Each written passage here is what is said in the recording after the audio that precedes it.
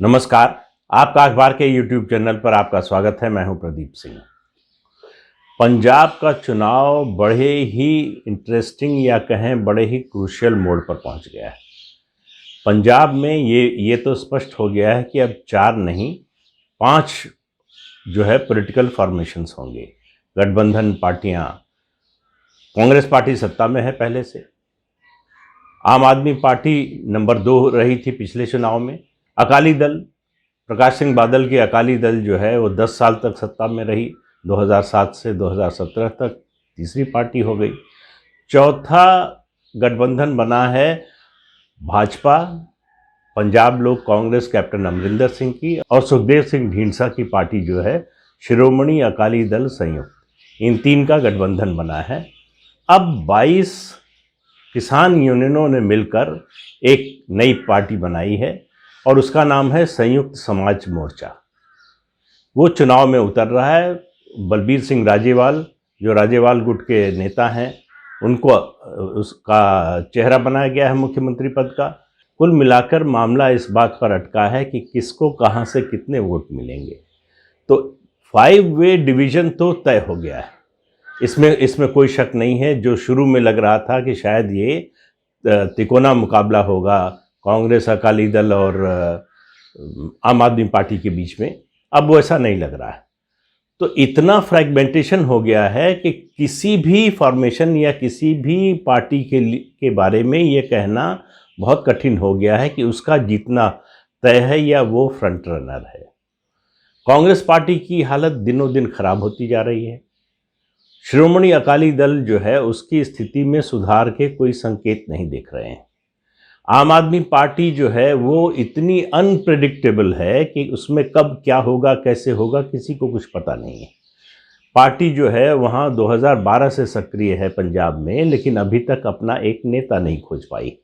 उनकी उम्मीद पहले जो है नवजोत सिंह सिद्धू पर टिकी थी, उसके बाद वो राजेवाल की इंतज़ार में थे कि वो चुनाव की घोषणा होगी तो वो आम आदमी पार्टी के साथ आ जाएंगे, क्योंकि 2017 में उन्होंने आम आदमी पार्टी का समर्थन किया था।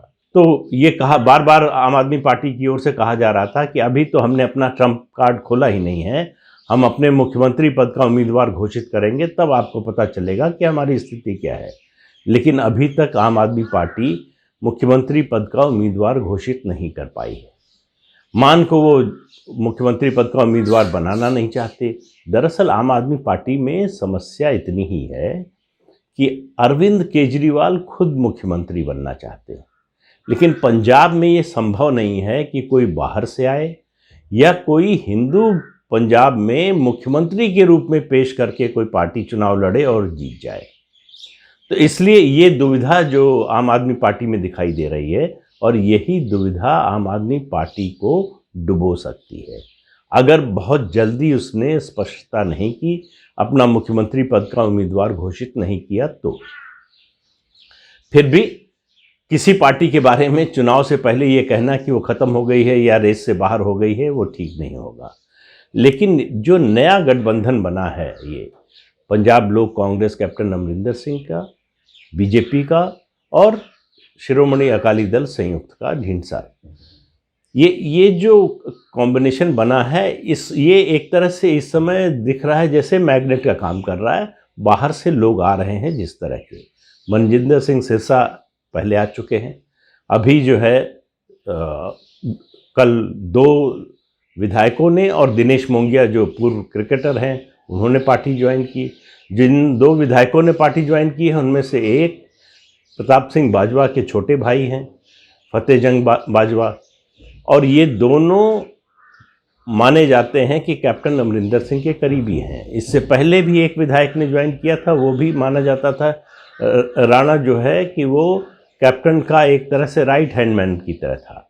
अब ये गुत्थी समझ में नहीं आ रही है कि कांग्रेस से कैप्टन के करीबी लोग कैप्टन की पार्टी न ज्वाइन करके बीजेपी ज्वाइन कर रहे हैं। तो ये गुत्थी अभी मुझे भी समझ में नहीं आई कि इसके पीछे की रणनीति क्या है। और जाहिर है कि ये सब बातचीत करके हो रहा है, ऐसा नहीं कि वो कैप्टन से नाराज़ हैं, कैप्टन के साथ थे, अब उसी कॉम्बिनेशन में कैसे कैप्टन के खिलाफ जा सकते हैं। तो कैप्टन की मर्जी से जा रहे हैं। देखिए, कैप्टन अमरिंदर सिंह को समझना बहुत ज़रूरी है। वो शुरू से एक फाइटर रहे हैं, फौज में रहे हैं, ये आप सबको हमको सबको पता है। उसके बाद उन्होंने पॉलिटिक्स ज्वाइन की और 1983 में जब ऑपरेशन ब्लू स्टार हुआ, जब ये खबर आई कि आर्मी जो है स्वर्ण मंदिर में घुस गई है, तो वो शिमला में गोल्फ खेल रहे थे, वहाँ उनको खबर मिली। वहाँ उन्होंने अपने साथियों से कहा कि अभी तुरंत चलना चाहिए दिल्ली और जाके इंदिरा जी से मिलकर हमको विरोध दर्ज कराना चाहिए कि ये ठीक नहीं हुआ। उनके साथियों ने सुना तो, लेकिन एक एक करके सब जो है कोई ना कोई बहाना करके और पीछे हट गए, कोई गया नहीं साथ। कोई एक व्यक्ति, उनका एक साथी साथ में गया, इंदिरा गांधी से मिले। जब उन्होंने अपनी बात कही, इंदिरा गांधी बहुत नाराज़ हो गई और कांग्रेस को लगा और इंदिरा गांधी को भी लगा कि कैप्टन कोई भी कदम उठा सकते हैं। तो फिर राजीव गांधी ने फ़ोन किया उनको मनाने की कोशिश की कि परिस्थिति ऐसी थी, मजबूरी थी, ये कोई जो है इच्छा से किया गया काम नहीं है। ये तमाम तर्क दिए, लेकिन कैप्टन इससे सहमत नहीं हुए और उन्होंने लोकसभा से इस्तीफा दे दिया, कांग्रेस से इस्तीफा दे दिया। बाद में उनके जो बायोग्राफर हैं खुशवंत सिंह, मशहूर लेखक, उन्होंने उनसे बातचीत में पूछा कि क्यों किया आपने ऐसा, उस समय कांग्रेस पार्टी से इस्तीफा देना। तो उन्होंने कहा कि देखिए, हमारे गुरु गोविंद सिंह जी ने, हमारे जो गुरु हैं गुरु गोविंद सिंह जी ने, सिख धर्म के जो गुरु हैं, उन्होंने हमारे परिवार को हुक्मनामा भेजा था पंथ की रक्षा के लिए, तो हम उससे पीछे नहीं हट सकते। हम ऐसी पार्टी के साथ नहीं खड़े हो सकते जिसने स्वर्ण मंदिर पर हमला करवाया। उस समय उन्होंने जो कदम उठाया वो भावनात्मक दृष्टि से लगता था, लेकिन उनकी राजनीतिक दृष्टि से उनके लिए भी ठीक था कि उनका जो कन्विक्शन था, उनका जो सिद्धांत था, उससे वो डिगे नहीं, चुपचाप बैठ नहीं गए कि ऐसा ना हो कि हमको राजनीतिक रूप से नुकसान हो जाए, मेरा पॉलिटिकल करियर ख़त्म हो जाए। इस सब की उन्होंने चिंता नहीं की। दूसरी बार, मतलब एक बार हो तो ये लगता है कि ये फ्लूक था और भावना में कोई कदम उठा लिया गया। 2014 में वो अमृतसर से भाजपा के वरिष्ठ नेता अरुण जेटली को हराकर लोकसभा में पहुंचे। लोकसभा में उनको कांग्रेस पार्टी ने डिप्टी लीडर बनाया। लेकिन 2016 में जब सुप्रीम कोर्ट ने सतलुज यमुना लिंक नहर पर फैसला दिया पंजाब के खिलाफ, तो उन्होंने इस्तीफा दे दिया, न केवल डिप्टी लीडरशिप से बल्कि लोकसभा से भी, और कहा कि ये अगर फैसला सुप्रीम कोर्ट का लागू हुआ तो पंजाब में सूखा पड़ जाएगा। मैं पंजाब की कीमत पर लोकसभा में या किसी पद पर नहीं रह सकता हूं और मैं इसके खिलाफ संघर्ष करूंगा। यही उनका फैसला था। तो 2016 की बात कर रहा हूं, 2017 में विधानसभा चुनाव होने वाले थे। यही उनका फैसला था, ये स्टैंड था, जिससे एकदम से पंजाब में उनकी छवि फिर से जो है चमक गई और मजबूरी में राहुल गांधी को उन्हें मुख्यमंत्री पद का उम्मीदवार घोषित करना पड़ा। तीसरा कदम उन्होंने उठाया जब उनका अपमान किया गया मुख्यमंत्री के रूप में, और उनके खिलाफ जो है प्रस्ताव पास करने की कोशिश हुई विधायक दल की बैठक में। वो विधायक दल की बैठक जिसके बारे में उनको कोई जानकारी नहीं थी, जबकि वो विधायक दल के नेता थे। उन्होंने इस्तीफा दे दिया और अब लड़ने का तय किया है, कांग्रेस को हराने का फैसला किया है। और आप देखिए कि वो एक बात उनके बारे में उनके विरोधी भी मानते हैं कि नेशनल सिक्योरिटी के मामले पर कैप्टन अमरिंदर सिंह कोई समझौता किसी हालत में नहीं करते।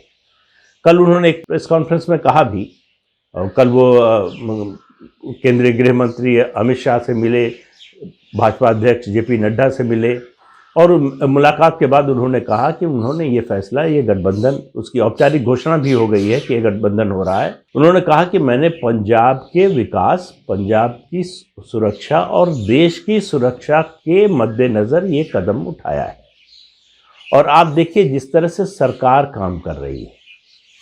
अभी कल ही जर्मनी में सिख फॉर जस्टिस का जो नेता है जसविंदर सिंह मुल्तानी, उसको जर्मनी में गिरफ्तार कर लिया गया।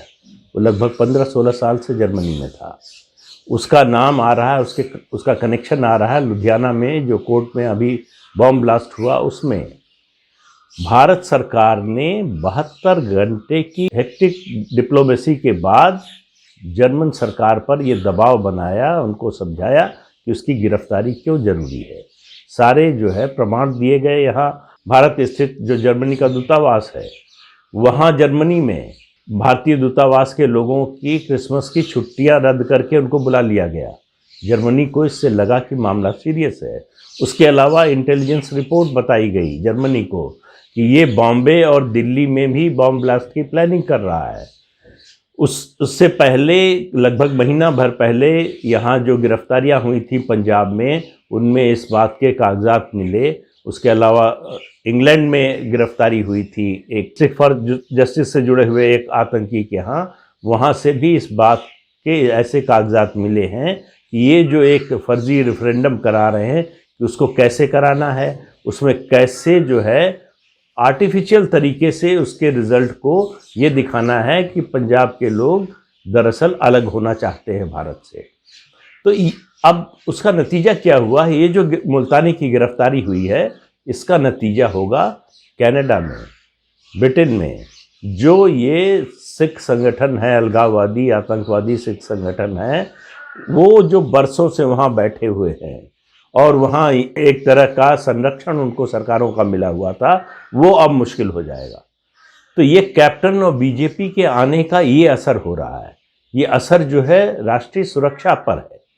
राष्ट्रीय सुरक्षा, पंजाब को किस तरह से सुरक्षित किया जाए। देखिए, बार बार मैं कहता हूँ और आपको भी मालूम है कि पंजाब जो है सीमावर्ती राज्य है। पाकिस्तान की नज़र उस पर बराबर है कि किसी तरह से 80 के दशक जैसी परिस्थिति पैदा की जाए। और सिख फॉर जस्टिस के नेता, कई नेता पाकिस्तान में भी बैठे हुए हैं, पाकिस्तान से समर्थन मिल रहा है। जर्मनी, अमेरिका, कनाडा, ब्रिटेन, यहाँ से जो फंडिंग मिल रही थी उसकी भी जांच हो रही है। अभी एनआईए की टीम कुछ दिन पहले गई थी कनाडा, वहाँ पर जो है वहाँ के अधिकारियों से बातचीत की, फंडिंग के कौन कौन से रास्ते हैं उनको बंद करने के बारे में बातचीत हुई। तो सरकार मल्टी प्रॉन्ग जो है स्ट्रेटजी के तहत काम कर रही है। नरेंद्र मोदी की सरकार केवल पंजाब में चुनाव लड़ने, जीतने या कुछ विधायक जिताने के लिए ये सब नहीं कर रही है।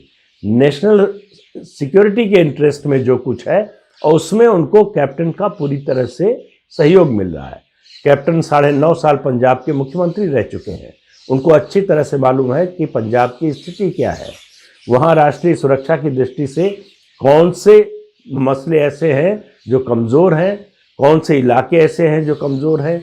इसीलिए अभी कुछ दिन पहले भारत सरकार ने बीएसएफ का जो अधिकार क्षेत्र है उसका दायरा 15 किलोमीटर से बढ़ाकर 50 किलोमीटर किया है। इन सब को आप जोड़कर देखिए तो एक तस्वीर जो उभरती है वो ये है कि पंजाब को फिर से 80 के दशक में जाने से रोकने की भरपूर कोशिश है। और उस कोशिश में कैप्टन अमरिंदर सिंह और बीजेपी साथ साथ है, और इसका नतीजा आपको बहुत जल्दी दिखाई देगा। ये मुल्तानी की गिरफ्तारी बहुत बड़ी घटना है। अभी तक ये इन लोगों के बारे में चाहे जर्मनी हो, चाहे कनाडा हो, चाहे ब्रिटेन हो, इनकी सरकारें सुनती नहीं थी, मानती नहीं थी। पहली बार ऐसा हुआ है कि इतने बड़े सिख आतंकवादी की गिरफ्तारी हुई है, और गिरफ्तारी भी भारत सरकार के दबाव में। यानी भारत की डिप्लोमेटिक ताकत है, भारत की और भारत की बात करें तो इस समय भारत के प्रधानमंत्री की जो हैसियत है दुनिया में, उसका असर दिखाई दे रहा है। तो पंजाब के चुनाव को आप सिर्फ पंजाब विधानसभा या एक राज्य के विधानसभा चुनाव की नज़र से मत देखिए, इस रूप में देखिए कि राष्ट्रीय सुरक्षा की दृष्टि से बहुत महत्वपूर्ण चुनाव है। और आखिर में देखिए, वो कहते हैं कि राज करेगा खालसा, तो खालसा कौन सा होगा?